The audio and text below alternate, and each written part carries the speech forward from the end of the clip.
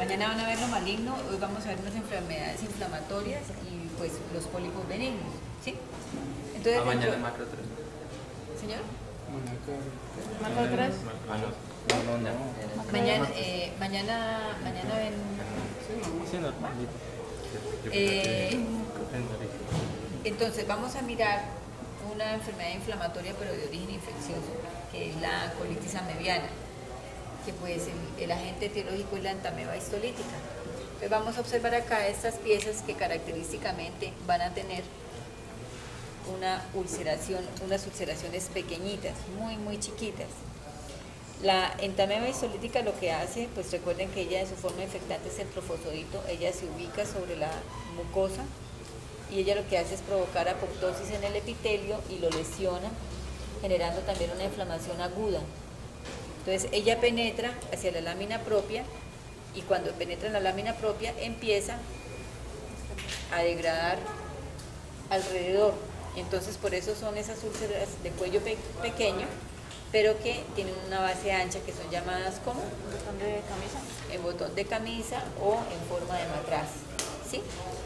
Característicamente pues son úlceras muy chiquitas, les voy a mostrar, por ejemplo miren esta, igual esta, miren. Son chiquitas, son crátercitos, son cráteres pequeñitos, algunos de ellos filiformes, ¿sí? Puntiformes, ya los hacen por allá.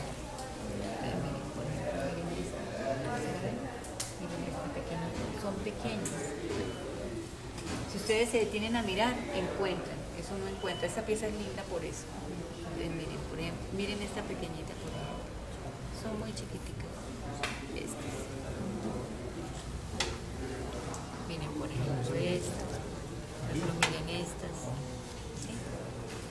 Son úlceras pequeñas.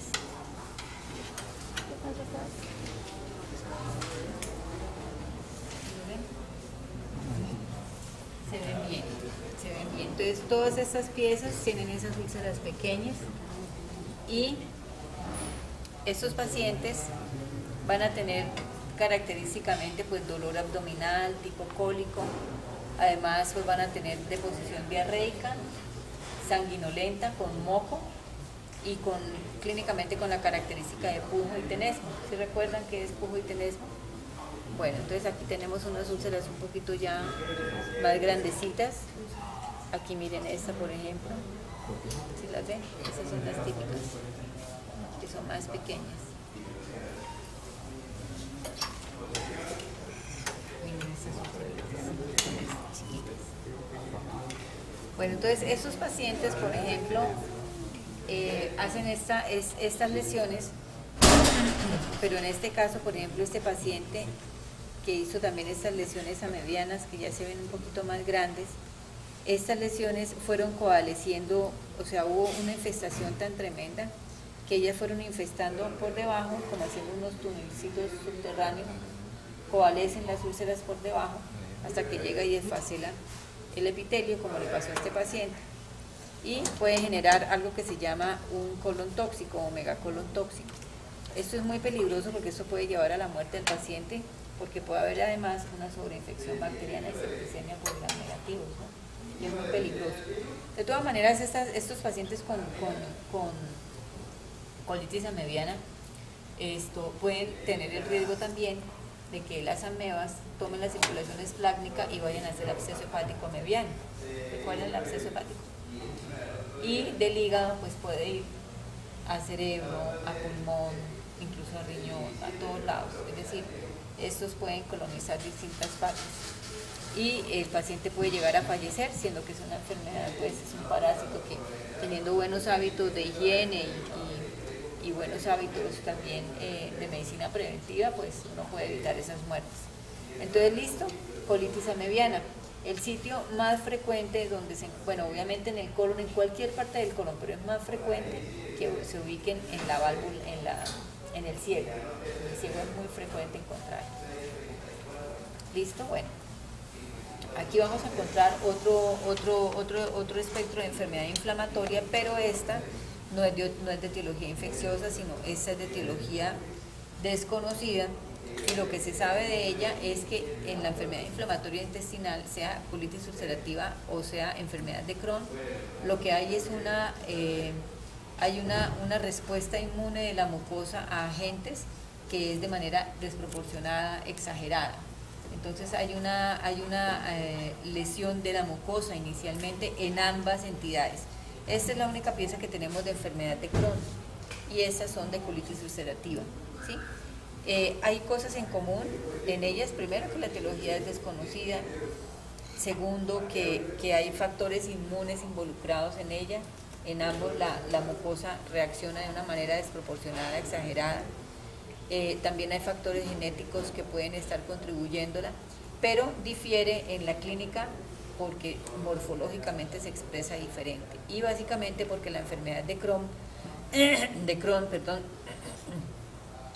es una inflamación que se hace transmural.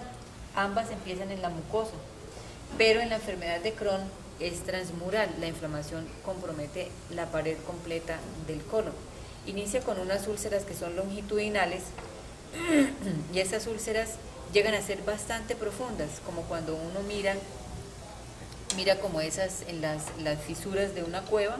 Así son bastante angostas y bastante profundas, y ellas le han llamado úlceras serpiginosas, que son así de ese modo. Y esas úlceras de igual manera pueden llegar a atravesar incluso la serosa y pueden atravesar los apéndices epiploicos y pueden fistulizarse, es decir, comunicarse y adherir por la inflamación a las otras asas intestinales que estén adyacentes.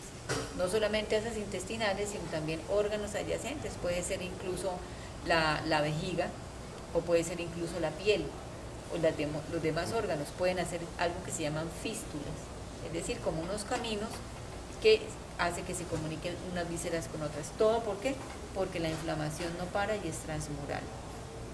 Estos pacientes, al tener ese riesgo de fístula, igualmente puede llegar sencillamente a hacer una perforación sin necesidad de que se comunique con otra víscera y puede llegar a tener una peritonitis el paciente. Esto en cuanto a la forma de inflamar. Pero ellos también pueden ser desde la boca hasta el ano. La enfermedad de Crohn puede ser desde la boca hasta el ano y de manera parcheada, salteada, es decir, puede que afecte aquí, luego más abajo, con áreas, entre ellas áreas sanas, completamente sanas, ¿sí? Distinto en la colitis ulcerativa. En la colitis ulcerativa lo que nosotros tenemos es una lesión, como su nombre lo indica, en el colon. Esto no compromete el intestino delgado. Aquí la enfermedad de Crohn se ubica en el 40% solita en el intestino delgado, en el 30% en ambos y el resto del porcentaje en el colon. Pero la colitis ulcerativa sí se ubica en el colon y ella característicamente casi siempre compromete el sigmoide, el recto sigmoide, y de ahí va ascendiendo en la medida en que la enfermedad va progresando, puede ir ascendiendo y puede llegar a comprometer todo el colon, y cuando compromete todo el colon se llama pancolitis. Cuando ella empieza a comprometer, sencillamente ella puede avanzar y el borde del borde comprometido hace un límite muy neto con el borde que está sano y no es parcheada. Si ella va avanzando completa, pero ella realmente no hace aquí colitis, aquí indemne y aquí otra vez colitis ulcerativa. No, esta es continua, eso es algo distinto. Como ustedes pueden ver cuando uno la palpa, primero cuando uno la mira, uno la ve hemorrágica, ¿cierto? Esta pieza es muy viejita, pero uno detecta que hay hemorragia. Y de otro lado, cuando uno la palpa, no es gruesa la pared, no es gruesa como acá. Ustedes ahorita pueden palpar eso y ven, nada más se ve a la vista, miren el grosor de la pared, por la fibrosis, ¿cierto? Inflamación crónica. Aquí esta no, aquí la ulceración es más superficial. Esto llega cuando mucho la muscular, pero no sobrepasa, no compromete la muscular, no sobrepasa, por lo tanto no perfora, no se fistuliza, distinto a esta, ¿sí? Entonces esas son características. Pero miren que la ulceración es bastante extensa y eso hace que el paciente tenga diarrea con sangre. Puede tener perfectamente diarrea con sangre rutilante y los pacientes pueden llegar a anemizarse. Es muy sintomático el paciente que tiene esto, presenta mucho dolor, es una diarrea que además de tener hemorragia tiene mucho moco. Siempre que haya irritación de mucosa en cualquier enfermedad colónica con bastante irritación de mucosa, hay mucho moco, y este moco característicamente es a manera de hebras, a manera de hileras. Son pacientes bien sintomáticos. Estos pacientes tienen sus etapas agudas, como esta por ejemplo, pero ellos pueden tener también etapas cuando se someten a tratamientos, empiezan en una etapa quiescente. Es una etapa donde, digamos, la inflamación activa cede, su sintomatología cede, pero puede tener adicionalmente reactivaciones. Entonces hay factores que generan esa reactivación, entre esos está el estrés emocional, el estrés físico, y hay algunos detonantes dietarios también. Entonces algunos pacientes cuando tienen esas épocas de actividad y de cronicidad pueden llegar a tener incluso atrofia de la mucosa. Entonces la mucosa se vuelve atrófica, se vuelve plana, pero de todas maneras entre esta mucosa que se va volviendo atrófica, algunos de estos fragmentos pueden regenerarse, pueden repitelizarse y hacer unos nódulos que son llamados pseudopólipos de regeneración. Entonces estos pacientes, por ejemplo, entre áreas bastante planitas o atróficas, pueden tener unos nodulitos así como estos parecidos. Generalmente son un poquito más voluminosos, pero son parecidos a estos, pueden ser estos. Y esos son llamados nódulos de regeneración. Y cuando un nodulito se junta con otro nodulito y al lado hay áreas atróficas, se ve como un puentecito. Ya eso se le ha llamado puentes de la mucosa o puentes mucosos. ¿Y qué significa eso? Que es la coalescencia de polipitos de regeneración de la mucosa. ¿Listo? Entonces eso lo puede ver uno en pacientes pues ya de larga data. Entonces no olviden colitis ulcerativa con las diferencias en profundidad de la ulceración, en el compromiso que es completo, no es parcheado, distinto a este que es el de la enfermedad de Crohn. Estos pacientes con enfermedad de Crohn tienen una sintomatología que puede ser una diarrea leve, no tan severa como ellos, algo de sangre, pero sí pueden tener igual fiebre y malestar general. Entonces, para esto hay tratamientos. Estos pacientes, por ejemplo, pueden desarrollar algo por la ulceración que puede ser bastante grande y es una superficie bastante expuesta. Ellos pueden desarrollar el megacolon tóxico, no solo por la infección bacteriana, sino porque la misma inflamación provoca que haya una disfunción neuromuscular, de manera que la túnica muscular del colon pierde el tono. Entonces ya no se tiene adecuadamente el tono y él empieza a dilatarse. En esta dilatación el paciente se compromete y necesita ser intervenido quirúrgicamente. Entonces no olviden, estas tres piecitas son colitis ulcerativa y esta es la única enfermedad de Crohn. ¿Listo? Bueno.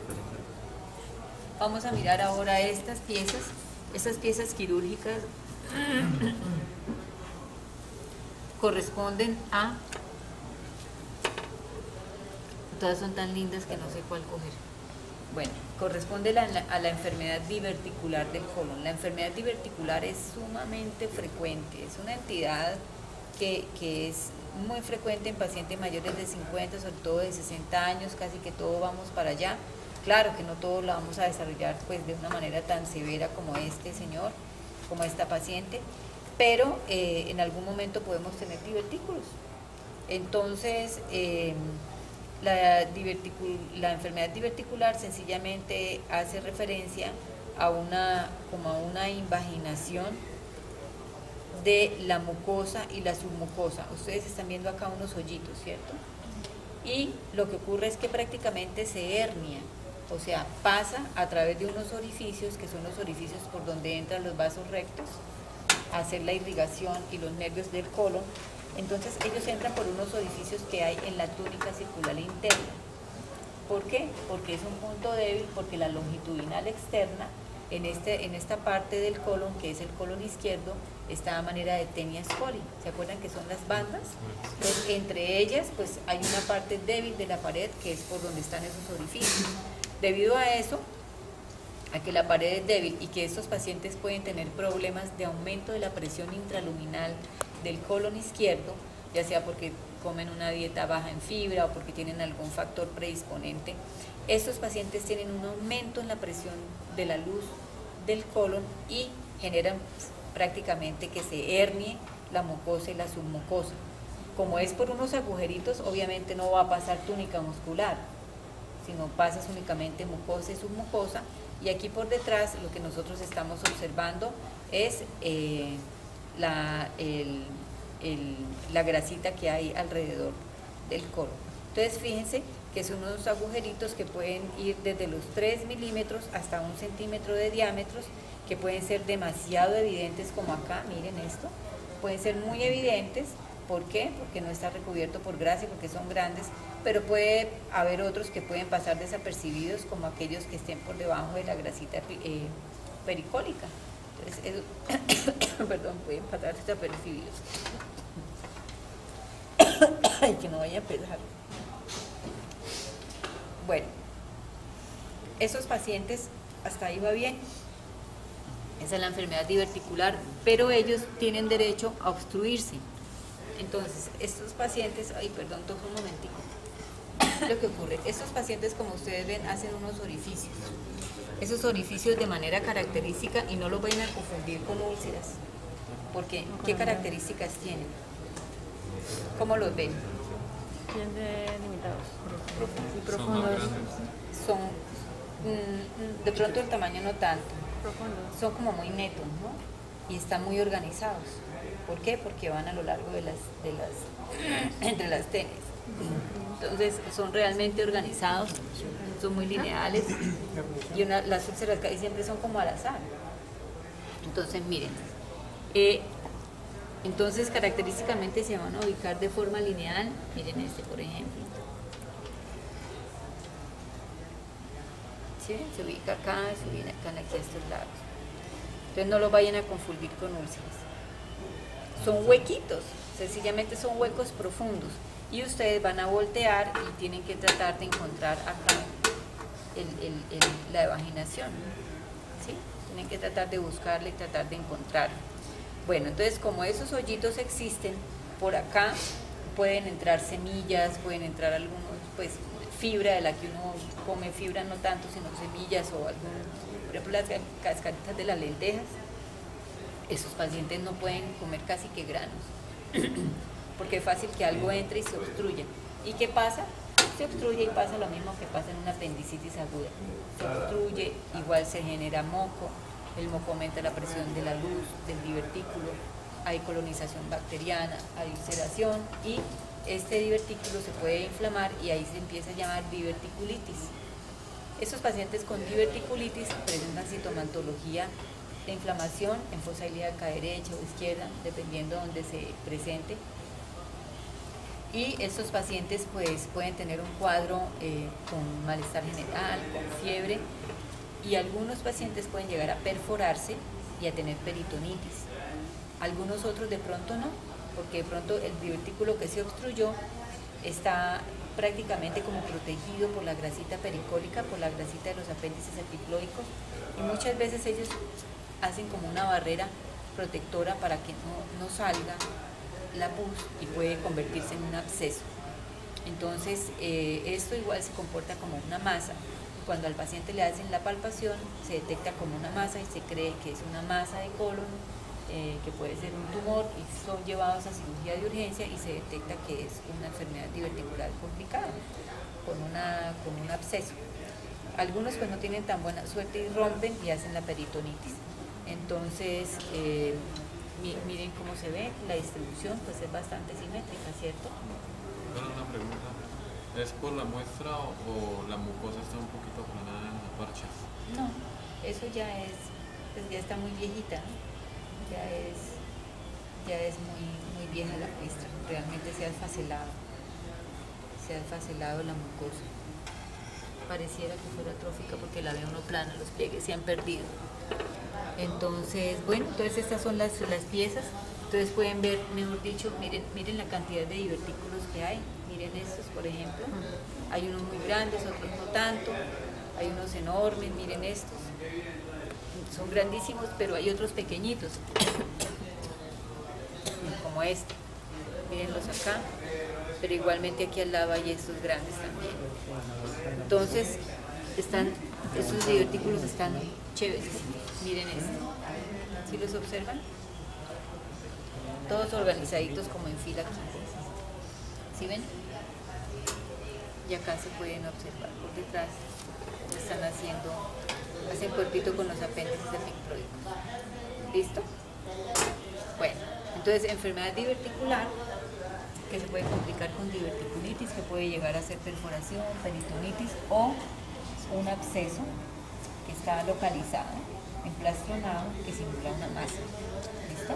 Bueno, vamos a mirar acá unos ejemplos de pólipos. Nosotros ya vimos algo para nombrar cuando vimos neoplasias benignas, pero lo traemos para mostrarlo ya los de colon. Entonces recordemos que pólipos de colon hay varios, están los inflamatorios, hay los amartomatosos que son raros. Los más frecuentes de todos son los pólipos hiperplásicos. Casi todos podemos tener pólipitos hiperplásicos, poquitos, son muy pequeños. Aquí no puedo asegurar que algunos sean, pero los pólipos hiperplásicos son más o menos así, de este tamaño, así pequeños, como de 5 milímetros, son de superficie lisa, son brillanticos y algunas veces cuando nos hacen alguna colonoscopia por algún motivo los encuentran y a veces los sacan. Y uno lo informa como un pólipo hiperplásico que tiene unas criptas aserradas, no tiene ningún potencial maligno y no pasa nada, eso es lo más frecuente. Pero hay otros pólipos que ya son los pólipos adenomatosos, como los que tenemos acá, que son los que ya tienen una connotación tumoral benigna, pero pues son tumores de todas maneras. Y esto es importante porque cuando uno ve macroscópicamente estas lesiones, dependiendo del tamaño de la lesión, uno puede inferir que puede tener algo de malignidad. Por ejemplo, las lesiones que tienen 4 centímetros, al menos el 40% de estas lesiones que miden 4 centímetros tienen algún foco de carcinoma en alguna parte. Cuando ya miden 10 centímetros, casi que uno está seguro que es un adenocarcinoma. El tamaño es muy importante desde el punto de vista macroscópico. Ahora me preguntaban, bueno, ¿y qué parte del pólipo uno puede pensar que tenga el cáncer? Es difícil porque realmente pues casi, si es muy parejo, si no hay área de necrosis o de hemorragia, pues es difícil, toca muestrearlo mucho,